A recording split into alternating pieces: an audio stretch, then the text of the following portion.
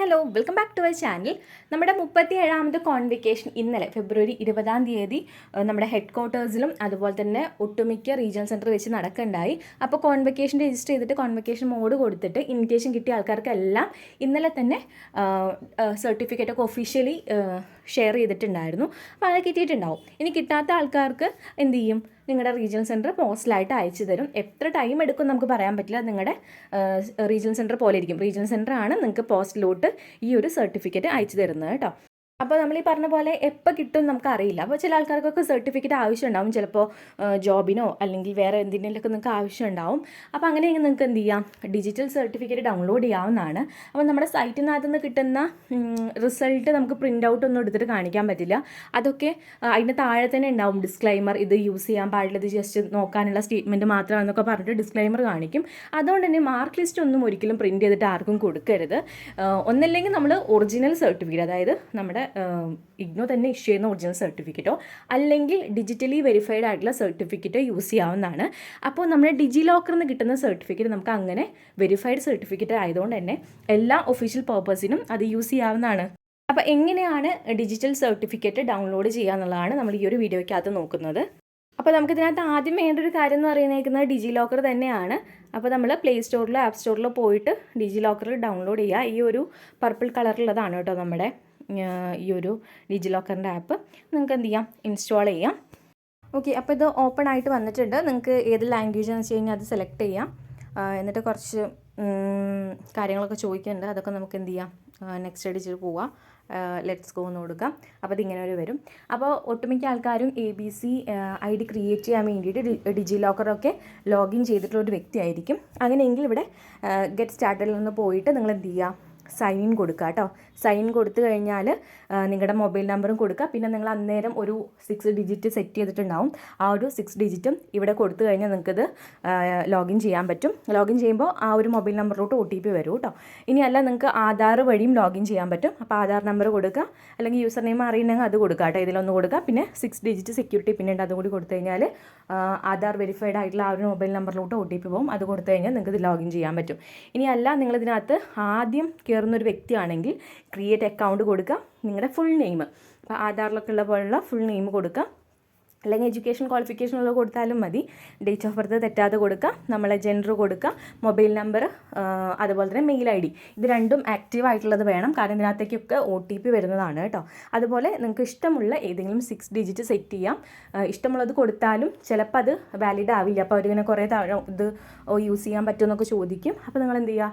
ഇഷ്ടമുള്ള ഏതെങ്കിലും 6 ഡിജിറ്റ് ഇവിടെ സെറ്റ് ചെയ്യുക, എന്നിട്ട് സബ്മിറ്റ് കൊടുക്കാം. അത്രയേ ഉള്ളൂ കേട്ടോ. അപ്പോൾ ഞാൻ എൻ്റെ ഡീറ്റെയിൽസ് വെച്ചിട്ട് തന്നെയാണ് ഈ ഡിജി ലോക്കറിൽ ലോഗിൻ ചെയ്തിട്ടുള്ളത്. ഇനി നിങ്ങൾ ചെയ്യേണ്ട കാര്യം, ഇവിടെ താഴെ ഹോം, സെർച്ച്, ഇഷ്യൂഡ്, മെനു എന്ന് പറയുന്ന ഓപ്ഷൻ ഉണ്ട്. അതിനകത്ത് സെർച്ച് എന്നുള്ള ഓപ്ഷനോട്ട് വരിക. എന്നിട്ട് എന്ത് ചെയ്യുക? ഇവിടെ ഇന്ദിരാഗാന്ധി എന്ന് അടിച്ചെടുക്കാം.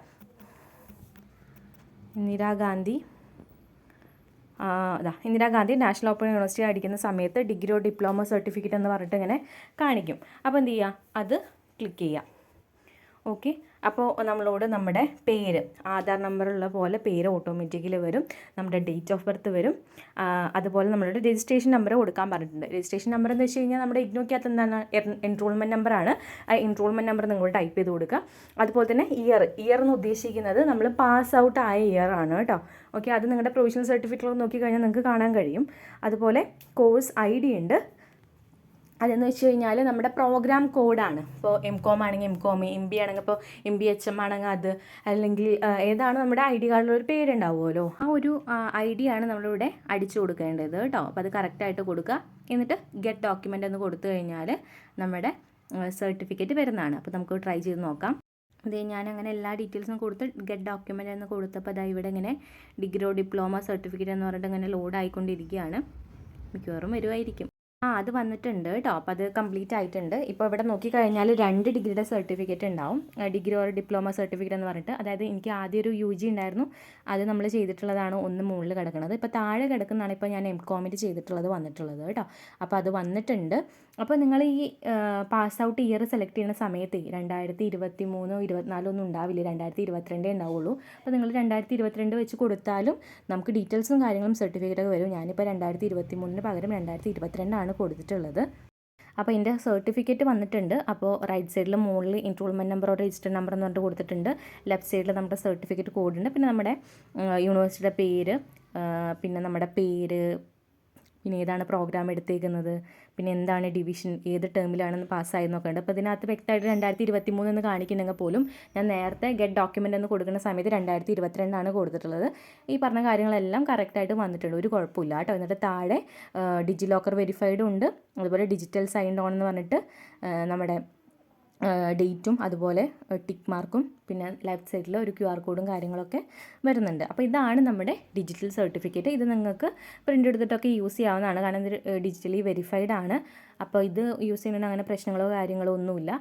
ഓക്കെ, അപ്പോൾ നമ്മുടെ ഈ ഒരു 37ാമത്തെ കോൺവെക്കേഷൻ്റെ സർട്ടിഫിക്കറ്റ് മാത്രമല്ല കേട്ടോ അതിനകത്തുള്ളത്, അതിന് മുന്നേയുള്ള കോൺവെക്കേഷനൊക്കെ ഉണ്ട്. അപ്പോൾ ഇതുപോലെ തന്നെ നിങ്ങൾ Indira Gandhi national open university search ചെയ്യുക. എന്നിട്ട് ഈ പറഞ്ഞ പോലെ അതിനകത്ത് വേണ്ട കാര്യങ്ങൾ ടൈപ്പ് ചെയ്ത് കൊടുത്തു കഴിഞ്ഞാൽ നിങ്ങൾക്ക് ഡോക്യുമെൻറ്റ്സ് കിട്ടുന്നതാണ് കേട്ടോ. Okay, by.